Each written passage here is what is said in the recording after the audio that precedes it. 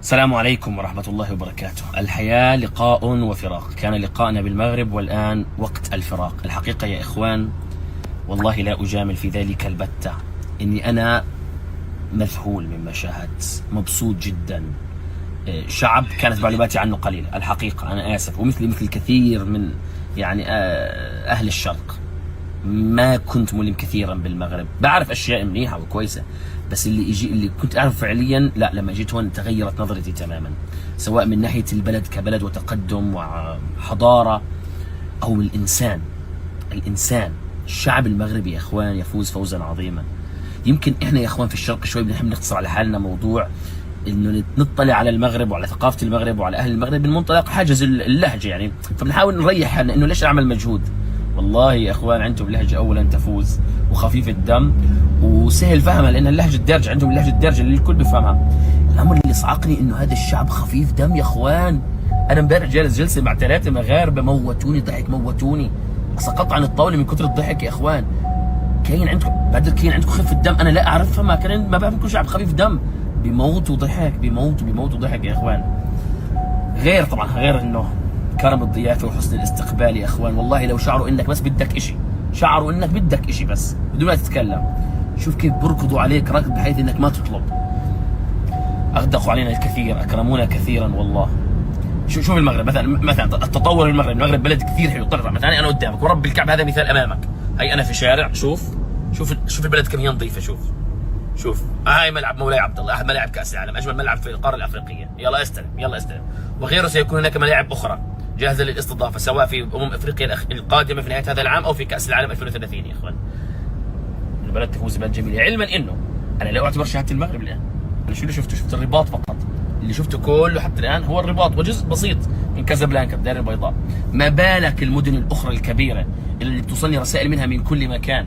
دخلت دورت شفت، طلعت كل مدينه لها طابعها الخاص وحضارتها وثقافتها وناسها ولهجتها حتى الخاصه بها.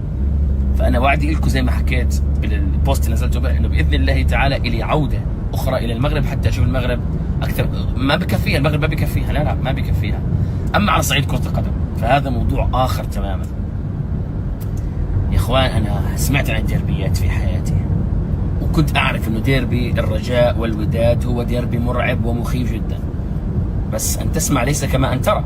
انا ما حضرت الديربي، بس انا جلست مع الناس وسمعت القصص، سمعت اشياء مش طبيعيه يا اخوان.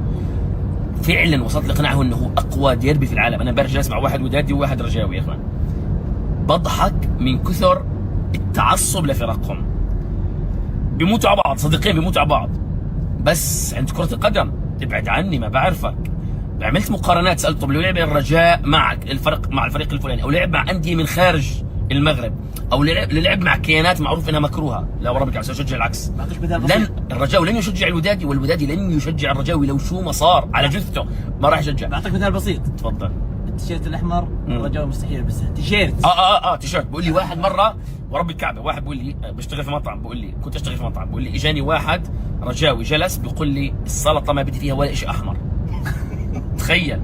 مش بقول لك هو الديربي الوحيد في الدنيا اللي بينقسم فيه الملعب نص، لانه هو نفس الملعب، بيشتركوا نفس الملعب، بينقسم فيه نص اخضر نص احمر. بقول لي مبخوت، بيقول لي المدينه نفسها يوم مباراه الديربي تنقسم المدينه في حاله استنفار. الممرات والاماكن اللي بيجوا منها جمهور الوداد غير اللي بيجي منها جمهور الرجاء على الاطلاق. انا عشت هذا الواقع، بس يعني لازم تعيش هذا الشيء واقع، في التلفزيون مستحيل تشوف هذا الشيء. زين مش طبيعي. وانا في طريقي الى مطار محمد الخامس في كازابلانكا الدار البيضاء للتوجه الى قطر، كان لابد أن أمر على مسجد الحسن الثاني. هذا الجامع يا إخوان واحد من أكبر المساجد في الدنيا، بل تصنيفه يقال أنه ثالث أكبر مسجد في العالم، يتسع لأكثر من 100,000 مصلي، 25,000 مصلي في الداخل وأكثر من 80,000 مصلي في الساحات الخارجية. هذه المئذنة هي ثاني أعلى مئذنة في العالم، وارتفاعها 210 متر، وعلى رأسها يوجد جهاز ليزر يوجه باتجاه مكة المكرمة.